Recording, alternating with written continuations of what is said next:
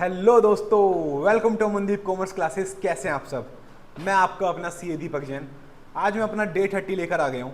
Day 30 के अंदर वैसे तो कायदे से जनरल एंट्री हमारा खत्म हुआ था पिछले चैप्टर में। मेरे को 12th का एक चैप्टर शुरू करना चाहिए, बट कुछ बच्चों की स्पेशल रिक्वेस्ट पर मैं आपका चैप्टर नंबर 1 क्लास 11th का अकाउंट्स का इंट्रोडक्शन टू अकाउंटिंग, जो कि पूरा थ्योरी चैप्टर है, उसको डिटेल में डालने आया हूँ कि बच्चों को अगर तैयारी करनी हो तो इस वीडियो को देखकर आप लोग तैयारी कर सकें। ठीक है, तो प्लीज़ इस चैप्टर को समझने पे ध्यान देना। थ्योरी जितनी ज़्यादा समझोगे उतना अच्छा एक्सप्लेन कर पाओगे। अगर आप थ्योरी रटने बैठ गए ना तो आप एक्सप्लेन नहीं कर पाओगे। हर चीज़ को जब भी कभी थ्योरी का क्वेश्चन आए, हमेशा मेरी बात को ध्यान रखना, उसके साथ अपना एग्जाम्पल चिपका के आना, खुद का बनाया हुआ। मैं सच बता रहा हूँ, थोड़ी लैंग्वेज कम भी होगी ना तो भी फुल मार्क्स मिलेंगे। ठीक है, स्टार्ट करते हैं चैप्टर नंबर 1। चलो जी, आ जाओ आ जाओ आ जाओ आ जाओ। एक्साइटेड हो भाई सारे चैप्टर नंबर 1 के लिए? समझो यार, सबसे पहले टॉपिक वाइज चलेंगे। अकाउंटिंग। अकाउंटिंग का मतलब क्या होता है बेटा? अकाउंटिंग एक प्रोसेस है। अकाउंटिंग क्या है? प्रोसेस। पहली चीज, सबसे पहली प्रोसेस अकाउंटिंग की क्या है? सबसे पहली प्रोसेस है रिकॉर्डिंग। सर रिकॉर्डिंग क्या होता है? बेटा जब आप जर्नल एंट्री पास करते हो, किसी भी चीज़ की जर्नल एंट्री पास करते हो, मतलब अपनी बुक्स पे किसी ट्रांजैक्शन को रिकॉर्ड कर रहे हो, अपनी बुक्स में किसी ट्रांजैक्शन को रिकॉर्ड कर रहे हो, उसे हम बोलते हैं रिकॉर्डिंग। रिकॉर्डिंग के बाद क्लासिफिकेशन। सर क्लासिफिकेशन क्या है? बेटा क्लासिफिकेशन का मतलब होता है जो आप इन जनरल से लेजर्स क्रिएट करते हो, मतलब हर एंट्री को, हर ट्रांजैक्शन को उसके रिस्पेक्टिव अकाउंट में क्लासिफाई करते हो, उसे हम बोलते हैं क्लासिफिकेशन। ठीक है बेटा, थर्ड नंबर पे आता है समराइजिंग। क्या आता है? समराइजिंग। सर समराइजिंग क्या होता है? बेटा आपने सबसे पहले क्या करा? रिकॉर्डिंग करी, उनको अलग अलग अकाउंट्स में क्लासिफाई करा। बेटा फिर क्लासिफाई करने के बाद आपने उनकी समरी बनाई। आपने क्या बनाई बेटा? उनकी समरी बनाई। समरी मतलब सबको एक पेज में लिया आपने, अकाउंट्स बना दिए, मान लो लेजर बना दिए 25-30। अब 25-30 लेजर उठा के खोल के देखते रहोगे क्या? नहीं, आपको उसको एक पेज में लेके आना है, जिसे हम बोलते हैं ट्रायल बैलेंस। क्या बोलते हैं बेटा? Trial balance. तो अकाउंटिंग किस चीज की प्रोसेस है? 5 चीजें आती हैं। पहला सर रिकॉर्डिंग, दूसरा सर क्लासिफिकेशन, तीसरा समराइजिंग। बेटा चौथा एनालाइजिंग। क्या होता है बेटा? एनालाइजिंग। एनालिसिस मतलब जो आपने ट्रायल बैलेंस बनाया, इसका आप एनालिसिस करोगे। बिजनेस में प्रॉफिट है, लॉस है, नफ़ा है, नुकसान है, इसका आप एनालिसिस करोगे। ठीक है, बेसिकली एनालिसिस करते हो आप कुछ अकाउंट्स बनाकर, वो आपको आगे समझ आएंगे। हम पूरे फाइनेंशियल स्टेटमेंट बनाते हैं तब हम उसका एनालिसिस करते हैं। ठीक है बेटा, 5th नंबर पे आता है आपका इंटरप्रिटेशन। इंटरप्रिटेशन मतलब बेटा जो आपने पूरा एनालिसिस करा, पूरे के पूरे अकाउंट्स बनाए, आपको समझ आ गए, आपने दूसरों को इंटरप्रिटेट कर दिए कि हमारे अकाउंट्स के अंदर, हमारे बिजनेस के अंदर इस साल ये हुआ। That's it. तो जल्दी से मेरे को रिवाइज कराओ। Accounting is the process of recording, classification, summarising, analysing and interpretation. That's it. ये होता है आपका अकाउंटिंग का मतलब। ठीक है, चलो बेटा आगे आ जाते हैं जल्दी से आगे। अब नेक्स्ट हम पढ़ेंगे अकाउंटिंग के ऑब्जेक्टिव्स क्या होते हैं। अकाउंटिंग के ऑब्जेक्टिव्स। ऑब्जेक्टिव मतलब आप अकाउंटिंग क्यों कर रहे हो बेटा? आप अकाउंटिंग क्यों कर रहे हो? चलो जी स्टार्ट करते हैं। सबसे पहला ऑब्जेक्टिव है मेंटेनिंग अकाउंटिंग रिकॉर्ड्स। सबसे पहला ऑब्जेक्टिव क्या है बेटा? Maintaining accounting records. बेटा अकाउंटिंग आप क्यों कर रहे हो? इसलिए ना कि जितनी भी ट्रांजैक्शंस आपके बिजनेस में हुई है जिसके अंदर मॉनेटरी टर्म इंक्लूड है, जिसके अंदर मॉनेटरी टर्म इंक्लूड है, आप उसको रिकॉर्ड कर सको। आपको उसको रिकॉर्ड करना है, इसी को तो अकाउंटिंग कहते हैं। ठीक है, जिससे आप क्या करोगे? जितने भी अकाउंटिंग रिकॉर्ड है, ऐसी बिजनेस ट्रांजैक्शन जिसके अंदर मॉनेटरी वैल्यू इंक्लूड है, आप उसको रिकॉर्ड कर लो। ठीक है, चलो बेटा दूसरा ऑब्जेक्टिव आते हैं determination of profit and loss. Determination of profit and loss. अब बेटा determination of profit and loss का मतलब क्या होता है? बेटा जब आप अकाउंटिंग करते हो ना तो अकाउंटिंग का पर्पस होता है कि आपको ये पता चले कि आपका साल के अंत में प्रॉफिट हुआ या लॉस हुआ, इसलिए आप अकाउंटिंग कर रहे हो। थर्ड नंबर पे determining financial position. Determining financial position. बेटा फाइनेंशियल पोजीशन का मतलब क्या होता है कि आपको पता चले कि आपके एसेट्स एंड लायबिलिटी की पोजीशन आपके बिजनेस के अंदर कितनी है। क्लियर हुआ? बेटा अगर कोई बच्चा इसको पहली क्लास लेकर बैठा हुआ है तो प्लीज़ मैं आपको बोलूँगा वीडियो को रोको, बंद करो, पहले कम से कम जर्नल एंट्री तक के सारे चैप्टर करके आओ, उसके बाद इस चैप्टर को समझो। मैं सच बता रहा हूँ, मैं अपनी जेन्युइन रेगुलर क्लासेस में भी सबसे पहले ये चैप्टर नहीं कराता, सबसे पहले मैं जनरल एंट्री तक कराता हूँ, फिर उसके बाद ये चैप्टर पर आता हूँ, क्योंकि इस चैप्टर की अंडरस्टैंडिंग ही तब बैठेगी। क्लियर है बेटा? चलो अगला ऑब्जेक्टिव पढ़ते हैं हम अकाउंटिंग का, 4 नंबर पे आ जाओ। हाँ जी, facilitation to management, facilitating to management मतलब बेटा जो मैनेजमेंट होती है ना, उसको बिजनेस के अंदर बहुत सारे डिसीजन लेने पड़ते हैं। सर कैसे डिसीजन? बेटा सेलिंग प्राइस डिसाइड करना है, उन्हें प्रॉफिट मार्जिन डिसाइड करना है, उन्हें एडवर्टीजमेंट डिसाइड करना है, उन्हें पब्लिसिटी, बहुत सारी चीज़ें डिसाइड करनी है। तो वो डिसीजन किस बेसिस पे होता है? बेटा वो होता है अकाउंटिंग के बेसिस पे। सर अकाउंटिंग के बेसिस पे कैसे? बेटा जो हम अकाउंटिंग करते हैं तभी हमें पता चलता है प्रॉफिट है, लॉस है, कितना खर्चा आया, कितना लॉस हुआ, कितना नफा नुकसान हुआ, तो उसी के बेसिस पे मैनेजमेंट अपने कुछ डिसीजंस लेती है। ठीक है, ओके सर समझ आ गया। 5th पॉइंट पे चलते हैं बेटा, provide accounting information, provide accounting information to users. बेटा ये जो अकाउंटिंग है ना, इसकी इन्फॉर्मेशन हमें देनी पड़ती है यूजर्स। सर यूजर्स कौन होते हैं? बेटा 2 तरीके के यूजर्स होते हैं, इंटरनल यूजर्स और एक्सटर्नल यूजर्स। वैसे आगे आएगा डिटेल में। इंटरनल यूजर में 2 आते हैं, एक होता है ओनर और एक होता है मैनेजमेंट। और एक्सटर्नल यूजर में तो बेटा पब्लिक भी है, एम्प्लॉयज़ भी है, गवर्नमेंट भी है, पोटेंशियल इन्वेस्टर्स भी है, ये सब एक्सटर्नल। तो इन लोगों को आपको अपनी अकाउंटिंग इन्फॉर्मेशन देनी होती है, जिसके बेसिस पे ये लोग अपने डिसीजंस लेते हैं। ठीक है जी, चलो आगे चलते हैं। बेटा हमारा 6th, प्रोटेक्टिंग बिजनेस एसेट्स। बेटा आप बिजनेस के अंदर बहुत सारे एसेट्स खरीद कर लेकर आते हो, लाइक फर्नीचर, टीवी, प्रोजेक्टर। ठीक है, सपोज करो आप लाती, आपने उनको रिकॉर्ड कर दिया, भाई मैं 5 लाख का ले आया। आपने क्या करा बेटा?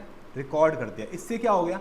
आपको पता है कि आपके बुक्स में इतना है, अगर गलती से कल को चोरी हो जाता है तो आपको पता रहेगा मेरे पास इतने का माल था। आपको ऐसा नहीं होगा कि यार आपको पता नहीं चलेगा, मतलब आपने अगर रिकॉर्ड कर दिया तो आपको पता चल जाएगा कि हाँ मेरे पास ये माल था, मेरा चोरी हो गया, या वो चोरी ही नहीं होगा। बट अगर आपने रिकॉर्ड ही नहीं करा तो तब तो आपको पता ही नहीं चलेगा कि क्या माल आपका चोरी हुआ और क्या माल चोरी नहीं हुआ। इसलिए आपको अपने सारे एसेट्स रिकॉर्ड कर लेने होते हैं। ये आपके बिजनेस के जो एसेट्स हैं उन सबको कंट्रोल करके चलता है। क्लियर है बात? क्योंकि यार एम्प्लॉयज़ भी चोरी कर सकता है, मैनेजर भी चोरी कर सकता है, डायरेक्टर भी। बट अगर उन्हें ये पता होगा कि इन सबकी रिकॉर्डिंग बुक्स में हो रखी है तो वे लोग चोरी नहीं करेंगे। ठीक है, चलो जी, हमने अकाउंटिंग का मतलब पढ़ लिया, अकाउंटिंग के ऑब्जेक्टिव्स पढ़ लिए। अब हम पढ़ेंगे बेटा अकाउंटिंग के फंक्शंस। चलो जी, पहला फंक्शन आ जाते हैं, maintaining systematic accounting records. Systematic accounting records बेटा कुछ भी नहीं है, जो मैंने उसमें बताया था वो इसके अंदर है। अकाउंटिंग रिकॉर्ड्स तैयार करने होते हैं। अकाउंटिंग रिकॉर्ड्स का मतलब जितने भी तुम्हारे बिजनेस के अंदर इवेंट्स हुए हैं, ट्रांजैक्शंस हुई हैं, जिसमें मॉनेटरी टर्म इंक्लूड है, वो सब के सब रिकॉर्ड हो जाएंगे। दैट्स इट बेटा। सेकंड है preparation of financial statement. Preparation of financial statement मतलब बेटा फाइनेंशियल स्टेटमेंट में क्या आता है? Trading account, P&L account, and third आता है बेटा बैलेंस शीट। ये तो बेटा सोल प्रोप्राइटर के केस में होता है।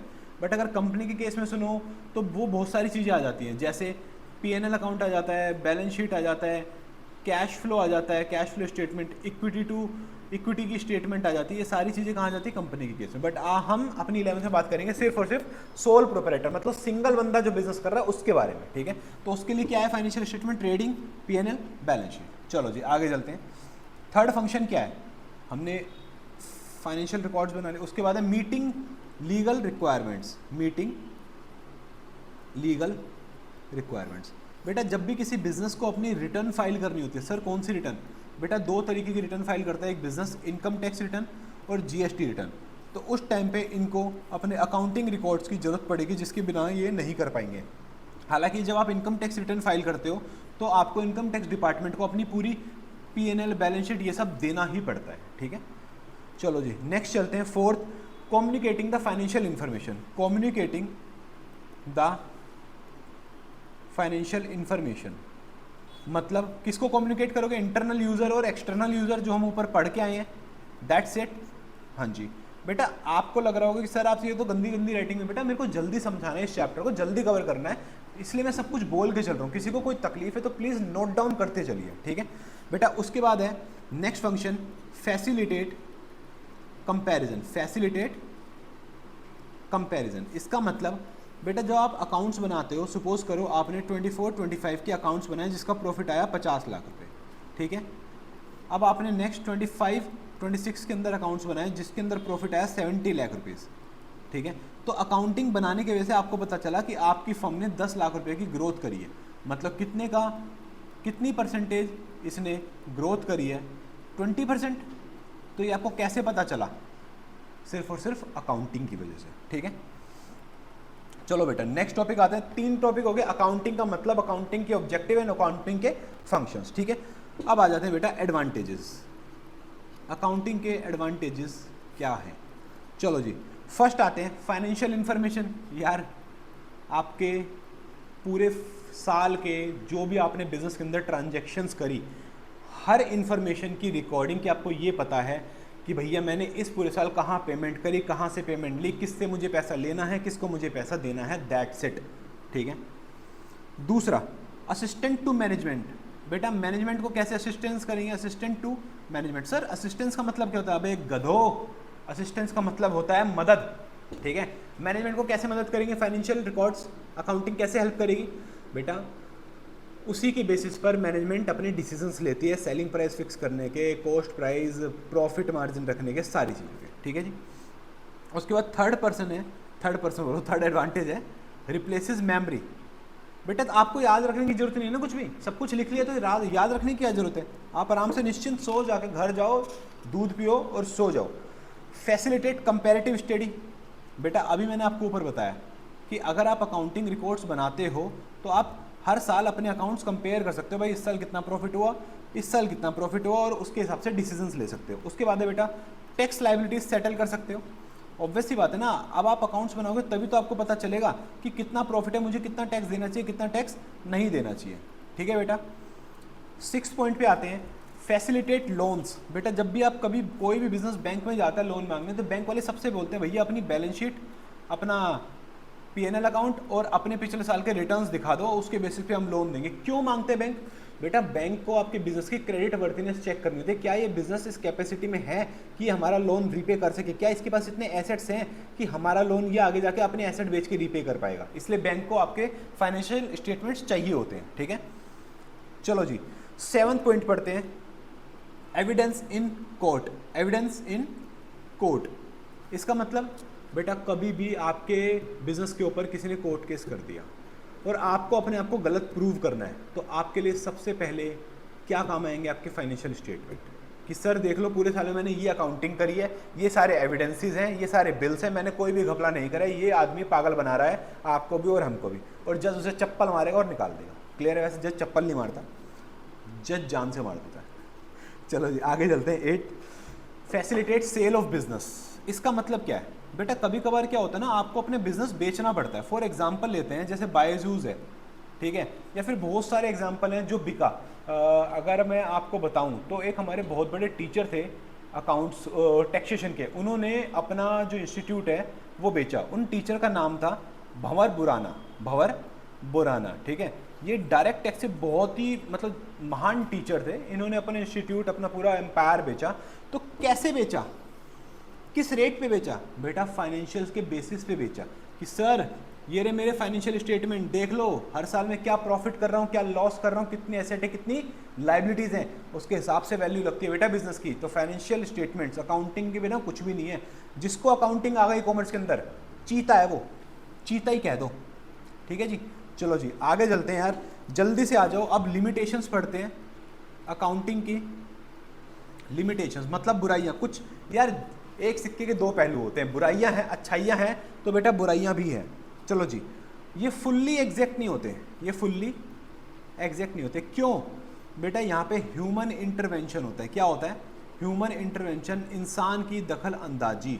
तो हो सकता है कि हमारे जो अकाउंट्स हैं वो मैन्युपुलेटेड हो। सर एग्जांपल दे दो एक बेटा, मैन्युपुलेटेड। सपोज करो फिक्स्ड एसेट AC आया 50,000 रुपये का, आपके अकाउंटेंट ने इसको रिकॉर्ड ही नहीं किया, अपने घर ले गया, किसी को पता ही नहीं चला। क्लियर है बात? इसे बोलते हैं account can be wrong, but क्यों? क्योंकि ह्यूमन इंटरवेंशन आ जाता है। ठीक है, चलो जी नेक्स्ट चलते हैं। Unrealistic information. Unrealistic information, unrealistic information का मतलब बताओ मेरे को। अनरियलिस्टिक इन्फॉर्मेशन का मतलब बेटा, अनरियलिस्टिक इन्फॉर्मेशन ये होती है अकाउंट्स के अंदर ऐसे रूल्स और रेगुलेशंस बनाए गए हैं कि हमें है ना बहुत सारी चीज़ें अजम्पशन बेसिस पर लेनी होती है। किस बेसिस पर लेनी होती है? अजम्पशन बेसिस पर। ठीक है, तो उसकी वजह से अमाउंट हमें कुछ का कुछ लिखना पड़ता है। ऐसे बहुत सारे एग्जाम्पल हैं। एक एग्जाम्पल मैं आपको देना चाहूँगा, अगर आप लोगों ने डेप्रिसिएशन चैप्टर करा हो तो। ठीक है, चलो जी एग्जाम्पल लेते हैं। सपोज करते हैं आप असेट खरीद के लाए हो 5 लाख रुपए का। एक साल बाद इस एसेट की वैल्यू हो गई 8 लाख रुपए। कितनी हो गई? 8 लाख रुपए। मगर आप अपनी बुक्स के अंदर नहीं रिकॉर्ड कर सकते 8 लाख, आपको 5 लाख रिकॉर्ड करना पड़ेगा। अब बताओ ये अनरियलिस्टिक है ना? अरे भाई जब वैल्यू ही इतनी है तो मैं तो इतने का रिकॉर्ड करूंगा ना।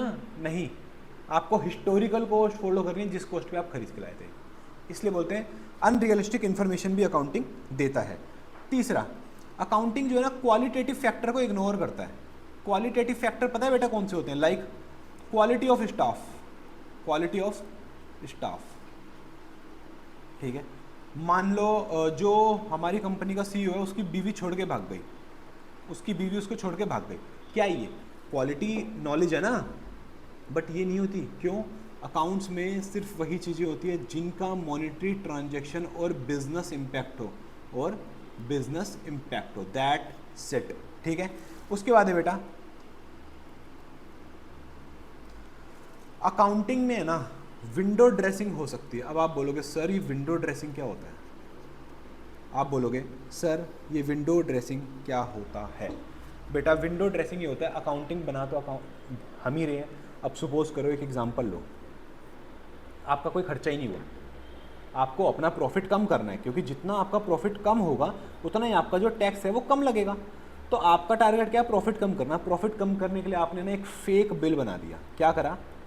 आपने एक फेक बिल बना दिया 2 लाख रुपए का, और इससे अपने प्रॉफिट को कम कर दिया। इसे बोलते हैं विंडो ड्रेसिंग। क्या बोलते हैं? Window dressing. ठीक है बेटा, अब बेटा आगे चलते हैं, जल्दी से आ जाओ बेटा। आगे एक टॉपिक है जो है role of accounting in business, that's it. जो हम पीछे पढ़ के आए हैं वही पॉइंट्स है, कुछ भी चेंज नहीं है। जल्दी से बेटा आगे आ जाओ, जल्दी से। अब हम अकाउंटिंग की ब्रांचेस पढ़ेंगे बेटा। अकाउंटिंग की टोटल 3 ब्रांचेस हैं। कितनी ब्रांचेस हैं? 3 ब्रांचेस। सबसे पहले है फाइनेंशियल अकाउंटिंग। फाइनेंशियल अकाउंटिंग बेटा जो हम समझते हैं ना, जो हम समझेंगे, जिसके अंदर हम trading, PNL and balance sheet बनाना सीखेंगे, इसे हम बोलते हैं फाइनेंशियल, जो इंटरनल और एक्सटर्नल दोनों यूजर्स के काम आती है बेटा। दूसरी होती है आपकी कॉस्ट अकाउंटिंग। ये क्या होती है? Cost accounting. बेटा ये जो कॉस्ट अकाउंटिंग है इसके अंदर हम हर प्रोडक्ट की कॉस्ट कैलकुलेट करते हैं कि इस प्रोडक्ट को बनाने में कितना कॉस्ट लगा। ये सिर्फ इंटरनल मैनेजमेंट के लिए काम की होती है। तीसरी बेटा अकाउंटिंग होती है मैनेजमेंट अकाउंटिंग।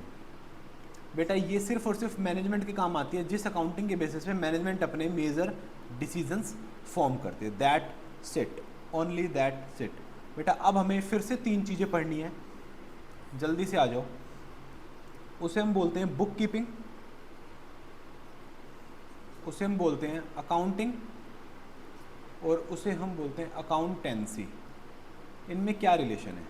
बेटा बुक कीपिंग का मतलब होता है सिर्फ और सिर्फ रिकॉर्डिंग, कि आपने अपनी बुक्स में जाकर जो ट्रांजैक्शन है उसको रिकॉर्ड कर दिया। बेटा अकाउंटिंग का मतलब होता है प्रोसेस, पूरी प्रोसेस। कौन सी प्रोसेस? बेटा जल्दी से रिवाइज करा दो, मैंने अभी अभी आपको बताया था। रिकॉर्डिंग, क्लासिफिकेशन, उसके बाद समराइजिंग, उसके बाद एनालिसिस, उसके बाद इंटरप्रिटेशन। तो ये क्या होती है? अकाउंटिंग। अकाउंटेंसी क्या होती है बेटा? Accountancy is a knowledge, accountancy is a knowledge जिसके बेसिस पे पूरी अकाउंटिंग परफॉर्म की जाती है। क्या यहाँ तक किसी को भी कोई भी दिक्कत है?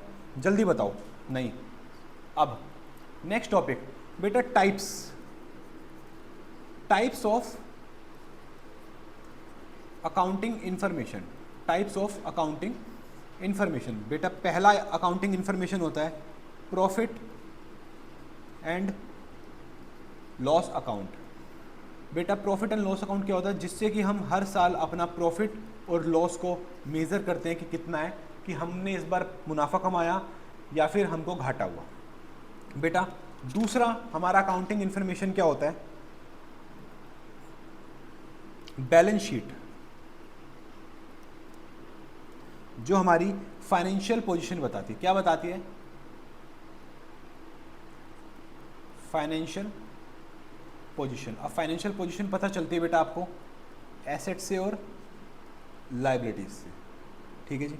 बेटा तीसरा होता है कैश फ्लो स्टेटमेंट।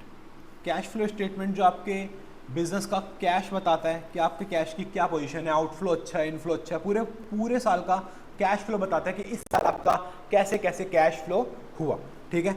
अब बेटा उसके बाद है कुछ कैरेक्टरिस्टिक्स हैं किसकी, अकाउंटिंग इन्फॉर्मेशंस की। अकाउंटिंग इन्फॉर्मेशन समझ गए जल्दी से, profit and loss account, balance sheet, cash flow statement. कुछ कैरेक्टरिस्टिक्स हैं। पहली कैरेक्टरिस्टिक्स है रिलायबिलिटी। रिलायबिलिटी का मतलब होता है भरोसा। आपने अपनी अकाउंटिंग इन्फॉर्मेशन ऐसी प्रोड्यूस करी हो जिस पे लोग भरोसा कर सके, ये नहीं है कि उसमें हवाबाजियाँ मार दी। दूसरा बेटा रेलिवेंस, आपकी जो अकाउंटिंग इन्फॉर्मेशन है वो रेलिवेंट होनी चाहिए आपके यूज़र्स के लिए, जिनके बेसिस पे वो डिसीजन लेंगे। बेटा तीसरा है अंडरस्टैंडेबिलिटी।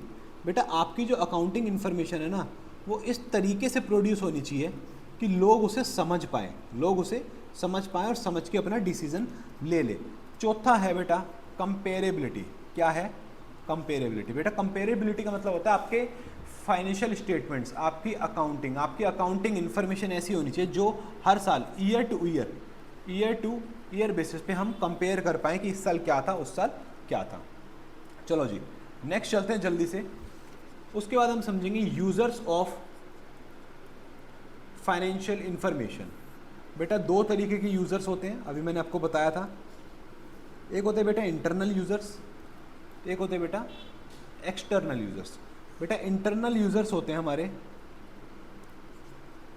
ओनर। बेटा ओनर जो बंदा पैसा लगाता है, जो बंदा कैपिटल इन्वेस्ट करता है, तो उसे पता तो होना चाहिए ना भाई मुझे कितना प्रॉफिट मिला, भाई जो पैसा मैंने लगाया उससे कितने एसेट्स आए, और कितना ऐसा पैसा जो मुझे अभी भी चुकाना है, जो बिज़नेस को अभी भी चुकाना है। तो ये ओनर को चाहिए होती है फाइनेंशियल स्टेटमेंट्स, मतलब अकाउंटिंग इन्फॉर्मेशन। बेटा दूसरा होता है मैनेजमेंट को बेटा सेलिंग प्राइस सेट करना है, ठीक है। मैनेजमेंट को प्रॉफिट मार्जिन सेट करना है, मैनेजमेंट को एडवर्टीजमेंट देखनी है, मैनेजमेंट को अपने बहुत सारे कॉस्ट सेंटर मैनेजमेंट चलाती है, उन सबके बजट सेट करने होते हैं, इसलिए मैनेजमेंट को ये अकाउंटिंग इन्फॉर्मेशन चाहिए होती है। अब आ जाते हैं बेटा एक्सटर्नल यूजर्स में कौन कौन होता है। बेटा एक्सटर्नल यूजर्स में सबसे पहले एम्प्लॉयज़ एंड वर्कर्स होते हैं। भाई जो भी एम्प्लॉई आपके ऑफिस में काम कर रहा है वो अपनी ग्रोथ के बारे में तो सोचेगा, और उसे पता है अगर आपकी ग्रोथ होगी, अगर आपके बिजनेस की ग्रोथ होगी तभी उसकी ग्रोथ होगी, इसलिए एम्प्लॉयज़ हमेशा फाइनेंशियल्स मांगता है। भाई इस बार बताओ कंपनी को प्रॉफिट हुआ, लॉस हुआ, बोनस तो उसी पे डिपेंड है, ठीक है बेटा। उसके बाद बैंक्स। बेटा बैंक से अगर आपको लोन लेना तो वो आपके फाइनेंशियल्स मांगेगी ही मांगेगी। बेटा तीसरा है पोटेंशियल इन्वेस्टर। पोटेंशियल इन्वेस्टर का मतलब वो इन्वेस्टर जो आपके बिजनेस में इन्वेस्ट करने वाले हैं, है नहीं जो करने वाले हैं। जो भी इन्वेस्टर्स आपके बिजनेस में इन्वेस्ट करेंगे वो आपके फाइनेंशियल स्टेटमेंट्स तो देखेंगे, आपकी फाइनेंशियल इन्फॉर्मेशन तो देखेंगे, क्या प्रॉफिट है, क्या लॉस है, क्या कैश फ्लो है, ठीक है बेटा। उसके बाद है क्रेडिटर्स। बेटा क्रेडिटर्स वे बंदे जिनसे आप अपना माल उधार पर लेकर आए हो, वे भी बोलेंगे ला दिखा भाई अपने फाइनेंशियल, प्रॉफिट हुआ है तो मेरा पैसा चुका, प्रॉफिट नहीं है तो चल ठीक है यार अभी तक रोका ही हुआ है। उसके बाद है बेटा गवर्नमेंट अथॉरिटीज़। बेटा बहुत सारी लीगल रिक्वायरमेंट्स होती है, लाइक कंपनी के लिए ना, कंपनी को हर साल एक एनुअल रिटर्न फाइल करनी होती है जिसमें अपने फाइनेंशियल्स देने होते हैं, इनकम टैक्स फाइल करना होता है, इनकम टैक्स रिटर्न जिसके अंदर फाइनेंशियल्स देने होते हैं बेटा। और बहुत सारे कंपनी के रेगुलेशंस है जिसके अंदर फाइनेंशियल स्टेटमेंट, अकाउंटिंग इन्फॉर्मेशन देनी होती है गवर्नमेंट को हमें, ठीक है। 6 नंबर पे बेटा पब्लिक। अब यार पब्लिक को तो तुम्हें दिखाना ही पड़ेगा ना, क्योंकि पब्लिक की सोसाइटी, पब्लिक के पास ही तो तुम काम कर रहे हो, पब्लिक ही तो तुम्हारे को चला रही है, पब्लिक नहीं होगी तो तुम कैसे कमा लोगे और खा लोगे, तो पब्लिक तो इसकी हकदार है। वैसे पब्लिक को जो फाइनेंशियल्स दिखाए जाते हैं ना वो मेनली लिस्टेड कंपनी के दिखाए जाते हैं, अनलिस्टेड कंपनी को कंपलसरी नहीं है कि उसे अपनी पब्लिकली पब्लिश करने अपने, ठीक है। उसके बाद है बेटा रिसर्चर्स, या रिसर्चर्स जो रिसर्च करके देते हैं, रिसर्च किस बेसिस पे करेंगे, फाइनेंशियल के बेसिस पे, तो रिसर्चर्स के लिए फाइनेंशियल स्टेटमेंट इज रिक्वायर्ड, ठीक है। चलो बेटा अब लास्ट है हमारा टॉपिक। अकाउंटिंग दो तरीके की होती है, एक होती है double system, double book keeping, double entry system, and बेटा एक होती है सिंगल एंट्री सिस्टम।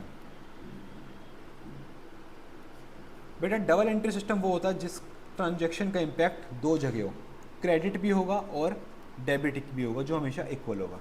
बेटा सिंगल एंट्री सिस्टम जिस ट्रांजैक्शन का इम्पैक्ट एक ही बार होगा, कितनी बार होगा, एक ही बार होगा, उससे सिंगल एंट्री सिस्टम। बट बेटा जितनी भी सिंगल एंट्री सिस्टम में रिकॉर्डिंग होती थी ना वो पहले होती थी, अब रिकॉर्डिंग नहीं होती क्योंकि हम बस एक ही इम्पैक्ट लिखते थे। अब हम इस सिंगल एंट्री सिस्टम को भी डबल एंट्री में कन्वर्ट करके पूरे फाइनेंशियल स्टेटमेंट्स को रेडी करते हैं। ठीक है बेटा, ये आपका पूरा चैप्टर था जो मैंने कवर करवा दिया बहुत ही जल्दी। तो प्लीज़ इस चैप्टर को बहुत सीरियस लेना, पूरा चैप्टर अच्छे से देखना, नोट्स बनाना, याद करना। फिर भी कोई डाउट हो तो बेटा मेरे को जरूर बताना, आई विल हेल्प यू। मिलते हैं बेटा नेक्स्ट लेक्चर में।